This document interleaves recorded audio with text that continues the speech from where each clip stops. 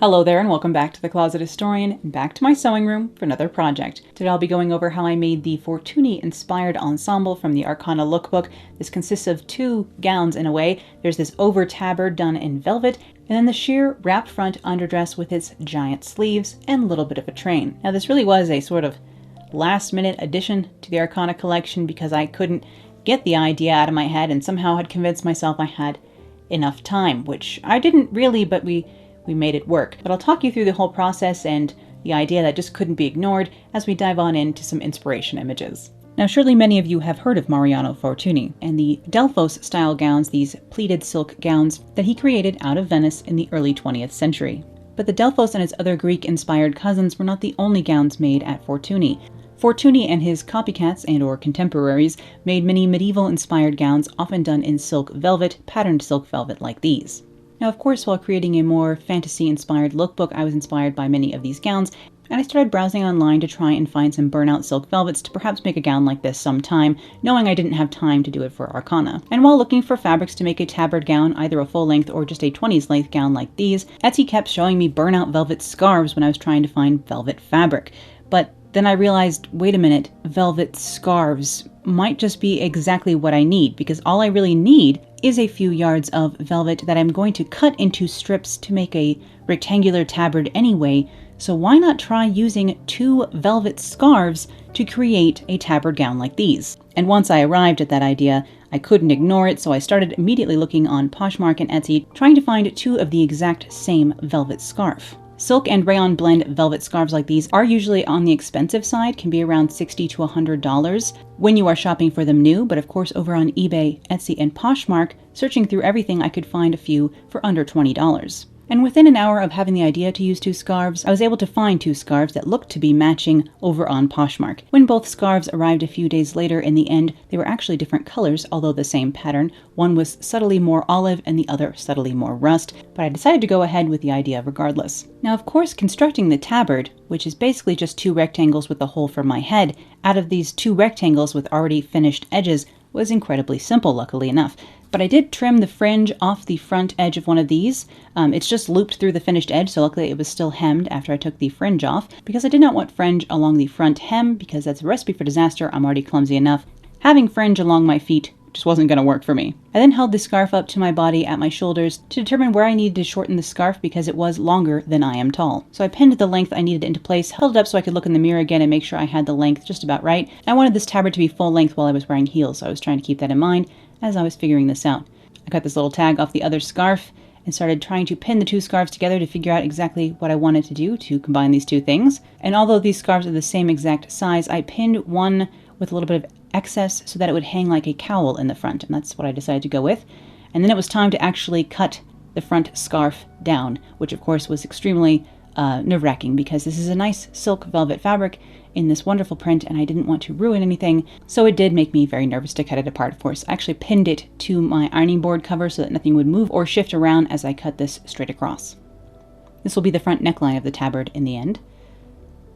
I'm going to set the extra piece aside because I will use that on the back of my gown, but here for the very front neckline of my gown, as it is now, I'm going to go ahead and just roll this narrowly at the top and hand finish this hem. As I was stitching this, I kind of just felled this down, but I threaded on a few black seed beads as I went, just so this had a little bit more weight and a tiny bit of sparkle if you were looking up close to this area. And that was all that I did to prepare the first scarf to become the front of my tabard, but I did have a few more steps for the rusty colored scarf that was going to become the back of my gown. I decided to take the cut-off piece from the front scarf and go ahead and attach it so that it would hang from the shoulders in the back of the tabard. So I'm going to go ahead and stitch that to the scarf I'll use for the back, just layering that cut-off piece over the second scarf. I'm actually going to go ahead and hand baste these two pieces together, whip stitching this raw edge down to the longer scarf piece just to help make sure that this never frays apart at all. And then I will secure that by stitching it down over here on the machine using my regular Gutermann all-purpose thread and 12 stitches per inch, a nice smaller stitch length to make sure this is secured into place.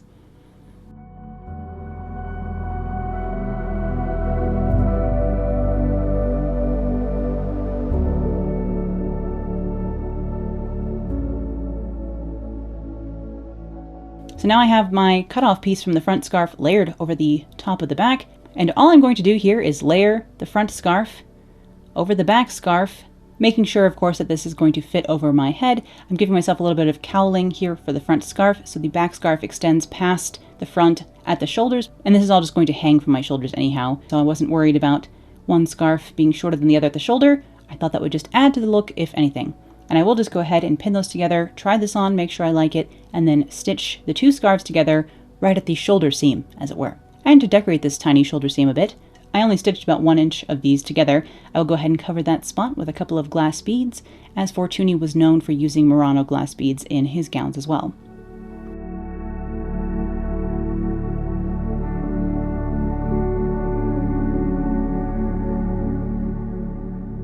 And I put one along the end of my sleeve slash shoulder seam as well here. The glass beads give a little bit of weight to wherever you attach them, as long as you're using larger glass beads like this, which helps everything drape nicely as well.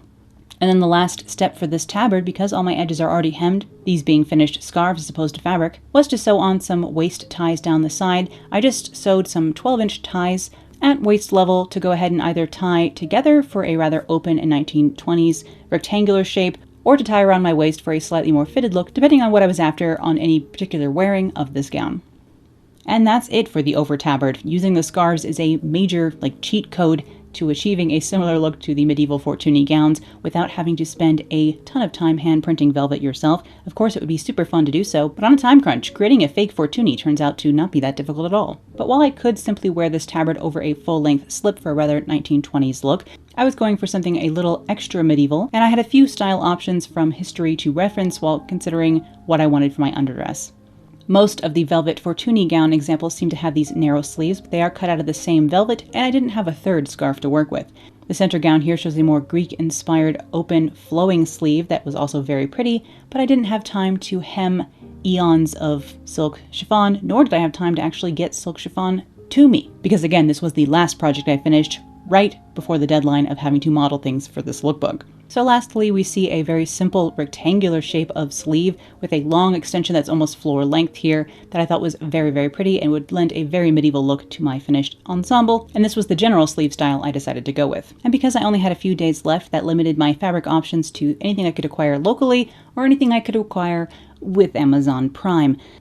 So I did find some black and gold sheer curtains over on Amazon. I will link to the exact curtains I used below, and decided to use those to make this gown, especially because I could get them next day. But let's go ahead and start pattern drafting the underdress itself. So here I have a full copy of my bodice block traced, mirrored along the center front, because of course I'll be doing a wrap front on this today, which will mean I need a full copy of my front. I'll be using a shoulder princess seam for this wrap dress today, so I have a line drawn up from the waist into the shoulder at a bit of an angle. I drew the front piece so that it closes along that with a high neckline. I originally was going to add a stand collar to this, and I pattern draft one, you'll see, and then I completely forget to sew it on. I finished sewing the neckline later on when I'm sewing the lining in, and then I realized, oh, I cut out a collar, and yet it's still sitting here aside, and I completely forgot to add it. So the next time I use this pattern, I would like to remember to put the stand collar on, because I think that would be fun. But I can go ahead and cut out this pattern and then cut along the princess seam as well. I, of course, will need to add seam allowance along that style line in order to be able to sew this back together. So I'll go ahead and do that fast here for the centerpiece.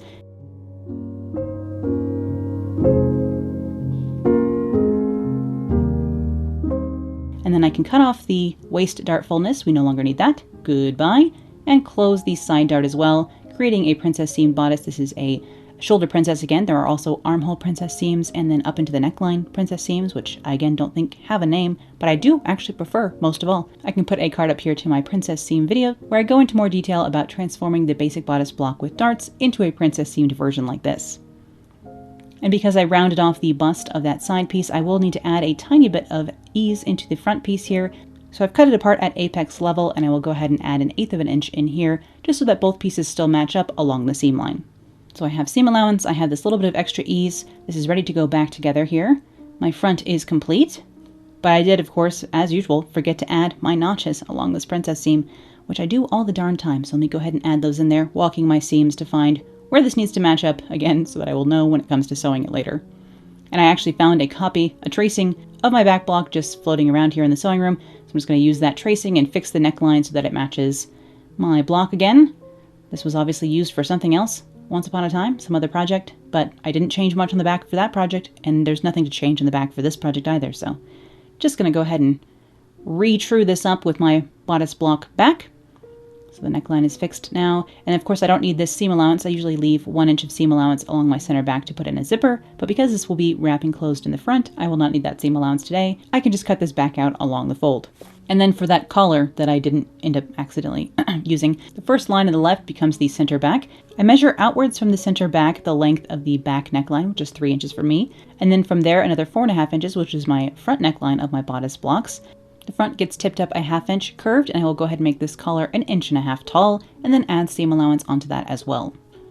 And I will use this collar the next time I use this pattern in linen as a top instead, so I'm hoping to make that real soon. So you can see a different version of this where I take a little bit more time, both explaining what I'm doing and doing what I'm doing, because here I'm doing this, of course, again, 2 days before I need to wear the thing, and therefore I'm going as fast as I can without, cutting too many corners, so that this still turns out nice and wearable, but I can get it done in time to wear it for Arcana. You can see here that I have my A-line skirt back. I'm starting with the back for this. I'm just going to trace my regular A-line skirt pattern. You can see me make this pattern in this video here on the channel. It's a very simple pattern to make once you have your pencil skirt, basic block skirt drafted already. You just close the darts at the top and flare those into the waist, and you have an A-line skirt. But basically I'm tracing the top of that, and I'm going to go ahead and extend the length of this to a full-length skirt, if not a little bit too long, honestly. I probably should re-hem this if I do intend to wear it around the house as a house coat, because I did make this gown 46 inches long, which is a better length for me when wearing heels, but not necessarily when wearing socks around the house. And the only real change I made to the shape of the back of the skirt is to take the big triangle that I cut off the piece of paper when cutting out the side seam and attaching that along the center back for a little bit of additional flare along the center back, and I made that a bit longer as well so it would trail behind me. But that's the only modification from the standard A-line skirt shape that I added to this pattern. And for the front, I again went ahead and traced the front of my A-line skirt pattern and made it 46 inches long. I'll go ahead and cut that out to begin with, and then I will add a front princess seam along this that will line up with the princess seam of the pieces on the bodice. And the center front piece of the bodice I will attach to the center front piece of the skirt so that I can eliminate the waist seam along the center front panel. So you can see I'm overlapping the seam allowances here and taping the front piece down to the skirt piece. Of course, this skirt piece is not cut on the fold, so it's not mirrored yet. We'll deal with that in a moment, but for now I'm just going to use the front bodice piece as a guide to draw a princess seam line down my A-line skirt. Again, the A-line skirt already fits. Usually princess seaming is done as a way of controlling the dart fullness and creating a new style line that contains the fit. This princess seaming on the skirt doesn't do anything for fit. It's just here for style reasons. And I did finally run out of tape. Grab a little bit more of that here. Tape on some seam allowance because, of course, anywhere I add a style line, I will need seam allowance to be able to stitch it back together.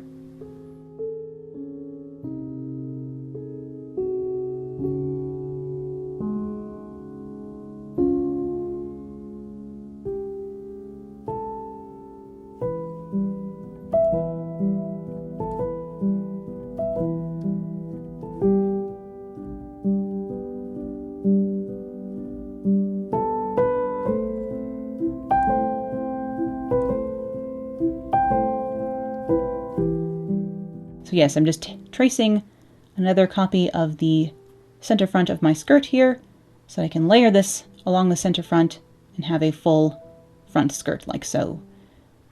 You can also just draw a straight line down. I don't know why I mirrored it this way. It doesn't exactly hang nicely in this particular fabric either, so if you had a more stable fabric, this would stay.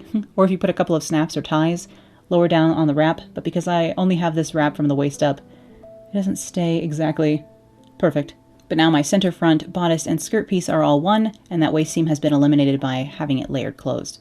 And then for the sleeves on this, it's actually more simple than you would think. I'm going to take the top of my regular standard block sleeve pattern here, just tracing the first top half of this from the elbow dart up, because I want the slim part of my sleeve to end just above the elbow, so I'm drawing a line in here. I originally came up about a 1/2 inch from the elbow dart, and then in the end I came up a full inch from the elbow dart, so we're a full inch above the bend of my elbow, so that I have plenty of range of motion in these large, ridiculous sleeves. And this will be the top of my sleeve that gets set into both the lining and the main part of my gown, and then the rest of the sleeve extension is all just one big rectangle. Mine are 15 inches by 41 inches, and I need 4 of those for the front and back of each the left and right sleeve. I did have to piece bits of my fabric together because I only had enough to cut 2 of those in full, and then I had to piece the back pieces of my sleeves together. So if you are going to make something like this, I recommend getting 3 sets of these curtains. I only bought 2 sets of these curtains, and that was not quite enough fabric. And you could, of course, make these shorter. If you look on the left side of my sketch here, that dotted line, you could make these sleeves only about 12 inches long from the arm towards the floor. I tried to make mine as close to floor length while holding my arm out straight as I could with the amount of fabric that I had. You can also curve or shape these in different ways if you would like to. If you want this to have a more triangular shape, or if you wanted this to have a curved hem, a dagged hem, whatever you would like to do here is totally up to you. I did cut everything out once, and then I cut the bodice pieces out again, including that shorter sleeve so that I could fully line the bodice of this. In order to do so, I did take the center front bodice piece off of the center front skirt, just so I could have that only lined from the waist up in the bodice area. And I need to put pins where my notches are for my princess seams so I can line these up properly. This fabric, I do have to be a little bit careful, or at least conscious of what's going on, in that because it is sheer, the gold print on this, like the metallic gold finish on this, is actually just silver on the other side. So I have to decide whether I want, if I'm lining these two things wrong sides together, the silver will show through on the outside. So I was trying my best to remember to actually sew this with the gold facing out even underneath the sheer layer of the fashion side of the fabric. So because I was lining this with the same exact fabric, I had to be a bit conscious of that. But I'll go ahead and sew my short little underarm seams over here on the machine and sew my darts for my back pieces.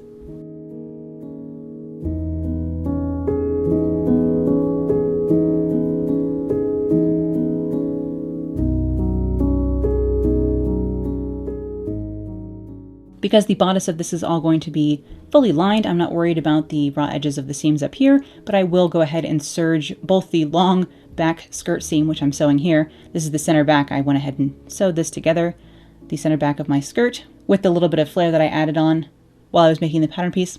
I went ahead and sewed this before I serged it, so I just serged both of these bits together. Again, I'm going to be treating this as a dressing gown or a costume in my wardrobe, not something heavily formal that I would wear to the opera or something like that, out and about. So I'm not as concerned with having every seam finished perfectly. So in due diligence, you would have serged both raw edges before sewing that together. But in this case, because I had already sewn it, I just serged them both together. Only you will know, I would consider this an excellent house coat for sitting dramatically in a window reading all day, answering the door to scare post people, of course, or Postmates people if you're not cooking on that particular reading day, and also an excellent robe to have on hand for handing out candy on Halloween when you're doing nothing more than handing out candy on Halloween. It's probably what I'll be wearing this week. Although you are seeing this video a little bit later than I intended. I intended originally to put this video out on Monday, but then I decided to take the rest of this week off. So as you're listening to this, I'm on a bit of a staycation, playing the DLC for Cyberpunk, hopefully having a great time. But I can go ahead and sew the side seams for my bodice pieces, for both the outside and the lining for that matter. I can't sew the center front princess seams yet because I will need to sew the skirt onto the rest of the bodice before I can sew that center front piece that doesn't have a waistline seam, of course.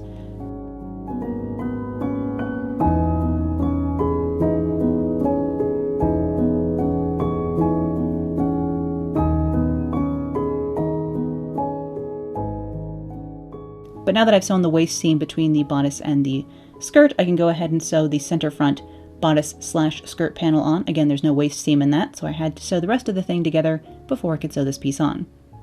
So the top has that princess seam, and then down the skirt, of course, the princess seam is just a straight line. If a very long straight line. If only this were a real linen. It's made to look like linen, but I do believe this is some sort of thermoplastic fiber. I forget if it's nylon or acrylic or polyester. I would have to look at the Amazon listing for these curtains. I don't usually like using home decor fabrics. It's actually a bit of a pet peeve of mine. But on a quest to acquire a lot of black and gold sheer fabric very quickly, this did work out quite well. And here is my gown with its sleeves set in. I unfortunately did not get footage of setting in the sleeves for this gown or the lining. I did miss a few steps filming this time, which I try my best to try and film every step usually. But again, because I was trying to get this done in time to wear it like the next day, I was running a bit low on brain power at this point. But what I'm doing here is pinning the lining and the gown right sides together. Again, the lining is only just for the bodice area. It'll encase all my raw edges up here and make everything nice and smooth to wear this. But I'm going to basically bagline this around the front opening and neckline, so that's what I'm doing here. I'll need to clip my curves and corners, press that all into place, and then I will top stitch this edge as well to hold it nice and flat because this fabric is a bit springy because it is a curtain fabric, not an apparel fabric, sadly.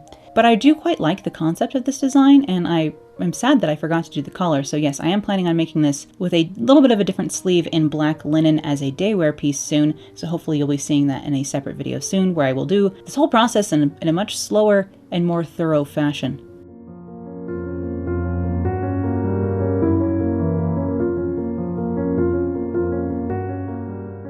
And now that that is top stitched, I can remove all those pins. Goodness me. And the entire bodice of this is finished. The sleeve hems need to be slip stitched together, so I can go ahead and do that. And I can go ahead and turn the hem on the rest of the front skirt pieces twice. The front opening, I guess, of the wrap twice, and you can see how much this fabric wants to fray. If I had a bunch of bias tape, I would totally have finished this with bias instead, or fully lined the whole thing if I had enough fabric, actually.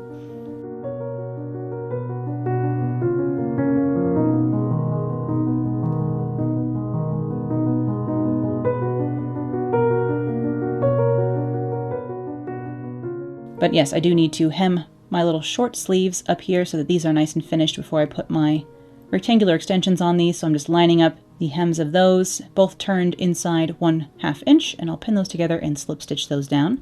And then next I will go ahead and hem the gown itself, the hem of the hem. So I've hemmed the front edge, and now I'm putting in the actual bottom hem of this. I'm just going to turn this up 1/2 inch, pin that into place, stitch that into place, trim it, and then turn it again. So this is technically a narrow hem on this. I don't like doing that on a curved hem. Again, I usually like using bias. But I was all out of black fabric to use as bias tape for this at the time, sadly enough.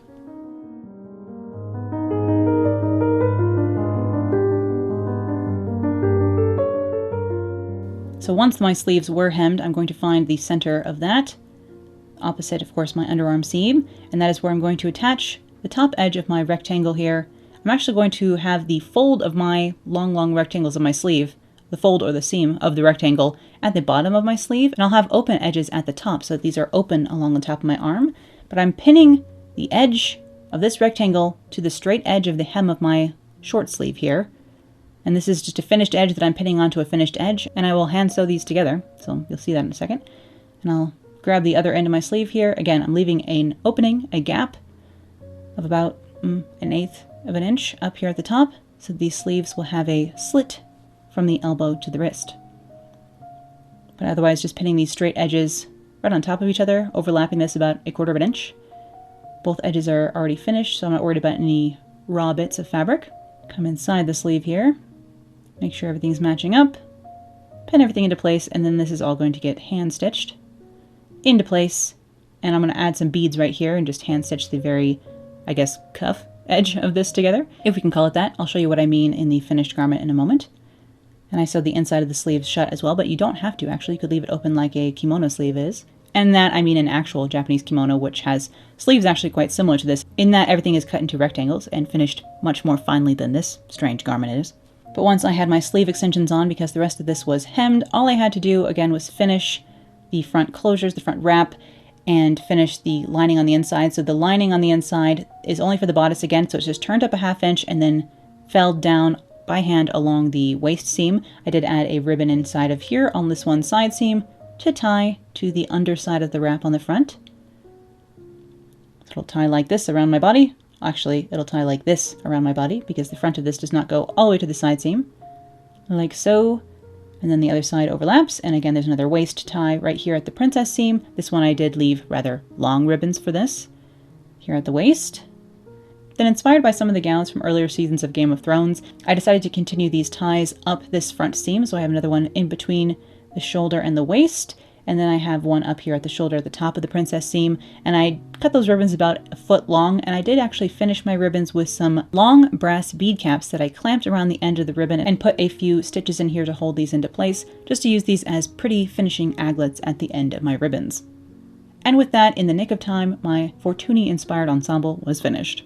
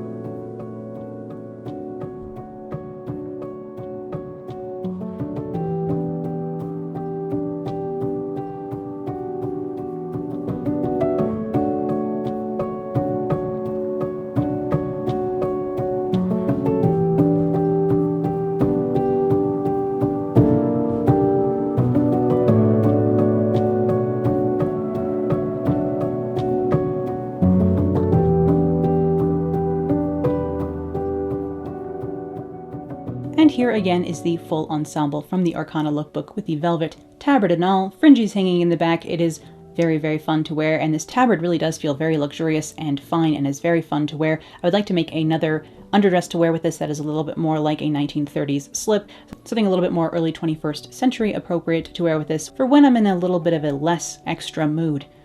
And then here, of course, is the underdress, again, all on its own. This is so fun, mostly because this textile is just really pretty. It is unfortunate that it's a curtain fabric, so it's a little bit on the scratchy side. It's not really designed to be next to skin, but it's so pretty that I will, of course, look past that, and perhaps maybe even just order these curtains to be curtains sometime. And I do have a couple of little fixes I want to make to this wrap front pattern and a new sleeve to put on to make this a little bit more wearable, so hopefully you'll be seeing that in linen perhaps real soon. I hope you enjoyed seeing how this project came together today, and thank you as always for watching. I'll be back with more sewing, vintage fashion, costuming, and crafting real soon, so I'll see you then. Bye!